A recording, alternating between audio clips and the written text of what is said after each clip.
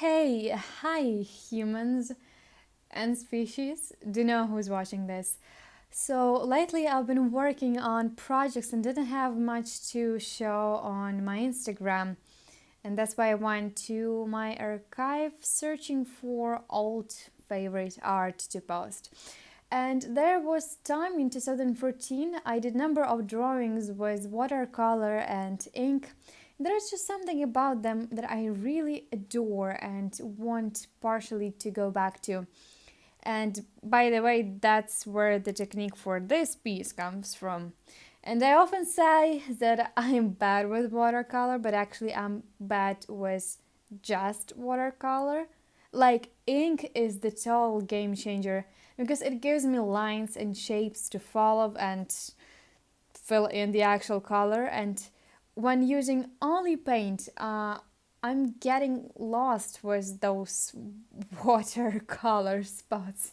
So, yes, I did a few sketches recently which proved that if I'm doing watercolor in my way, it actually works and it works good. And off top, it's raining today after a few sunny and warm days. And I have all four seasons over here, and the temperature range is really high.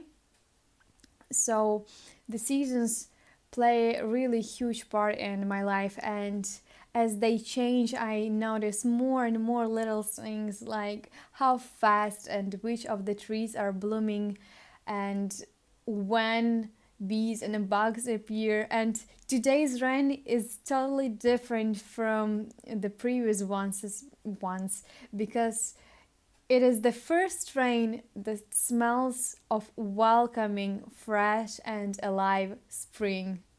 And it's just love, love, love. I have waited for this for so long. Okay, and let's go back to painting. What you see in front of you is the piece that I'm doing for an art trade with wonderful Ashton Alexandra. I love her YouTube channel and I listen to her lovely rumble on the background while creating myself. So basically, on her Instagram, she posted Insta story about doing art trade, and silly me was like, what's that mean? What is that? I want to do this. And we agreed to do one. And the topic we chose was something green with plants, like indoor garden plantation and overall like Nat Geo National Park spring mood alike. Yeah, by the way, I will leave her YouTube channel in the description bar. So, does it look like national parks Nat Geo to you? Definitely not from you. Well, I spent quite some time on creating the idea and gathering references, and this was what I got in result. Anyway, it's honestly one of the favorites of mine right now. And to create it, I've used waterproof ink by koh-i-nor. It is the common company here in Europe. So as I lay paints on above the line art, it stays solid because it's waterproof. And I also wasn't sure about the colors I wanted in the result. Well, of course, as usual. But right before at the night, I come up with the thought of background being lightweight, while the front should be much more intense and take the most of attention. So as well as when I did the inking, I draw outside the original sketch lines in some parts. And this is really important here because reason why I haven't stick with original sketch is that some lines as I think were guiding view out of the picture, and so some of them weren't bringing enough attention to the focal points of this art. So this is why I try to always keep in mind that shapes and lines guide the eye. And if I want to have good composition and balanced art overall, I need to search for ways to embrace guidelines and make them easier to follow. As well, I can't stress enough about how responsible and forgiving is watercolor about the use and values. I think I learned this from Danica Sills when she went over her whole piece with flat wash of color, basically to balance the overall color palette. And as I knew that my art mood is a stormy kind of one, I constantly went back to add or overlay different dark blues in some areas. In watercolors, layer below don't influence next layer that much. Of course, if it's dry, and that is why I cannot do the same thing with gouache, because layer of gouache paint is much easier to pick from the page because it's more thick than watercolor, and you will only and in result you will only smudge everything the hell up. So with gouache I need to get the exact color on the palette first with all the needed values and contrast, because once I lay it on the paper and it's wrong, the only choice I have is to mix new paint and palette, while already keeping in mind that previous layer exists and it will affect the layer above. Okay, and I also figured that I like to paint wet on dry more than wet on wet with watercolors, because I think I like the edges it leaves, and also I have far more control of the intensity and color placement. By the way, before inking, I clean my hands with soap super hard, because natural oils of the hand and, well, any hand creams can leave oily spots. And watercolor and oily spots don't like each other, so yes, I'm obviously trying to have my hands that hard clean that they like, do this sound. Okay. Anyway, I hope you got me. And because I'm filming with my phone, I need to take breaks every 15-20 minutes to speed up the videos and make more room for the next one, for the next 15 minutes. And before it was really frustrating for me, because I thought that it's taking more time than it should have.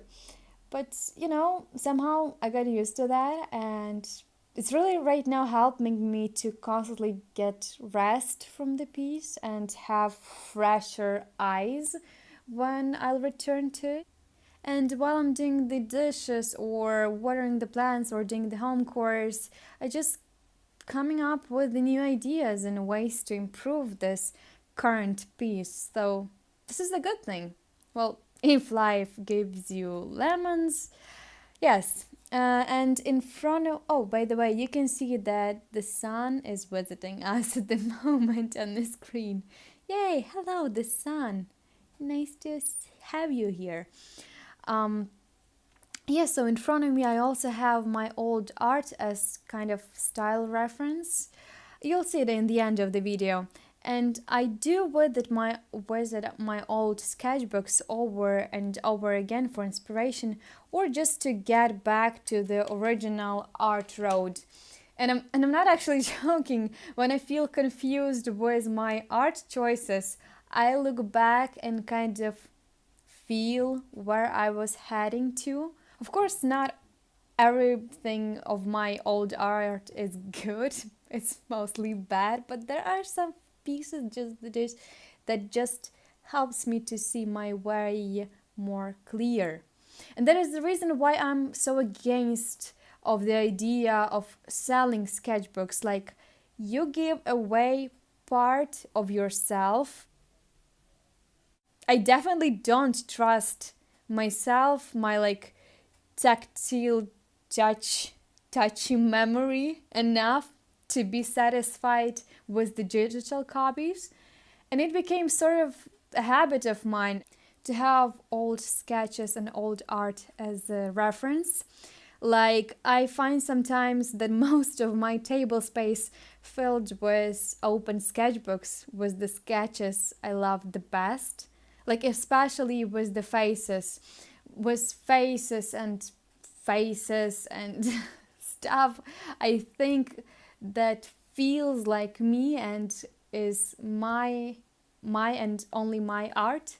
And I guess that's the reason why I love watching sketchbook tours so much, because sometimes people show art that they think others will like the best, but not the art that represent them the best. You're getting me, right? Like in sketchbook tours, you get to see everything, not what just this person think is the best. And you are for yourself deciding what you like most, and you can point out to them when you see like repeating patterns. I think it's crucial on the early stages, and of course you pointing out few sketches that this artist didn't gave enough appreciation won't change his or her style or turn the mindset into completely different direction, but it's like one of those guidelines in art. I think the feedback helps to grow and to see your way better, which is, yes, highly important. So, you just seen my thumbnails for this pic, and I'm adding here final touches to the piece, and we're moving to the tape stage. God, I love ripping out the tape stage. I'm glad to find my way around the watercolor again, and will definitely do more of them. Hope you'll find your way around it too. And thank you, Alexandra, for being part of it and bringing me inspiration. I'm super, super happy that I managed to do this art trade with you. And as for you guys, thank you for watching. You can't imagine how I appreciate your feedback and comments, and you can talk about wherever you like to me or what you're currently working on in comments. And even if you will leave the thumb up, it will definitely highlight my day.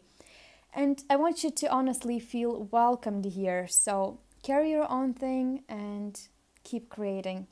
Goodbye.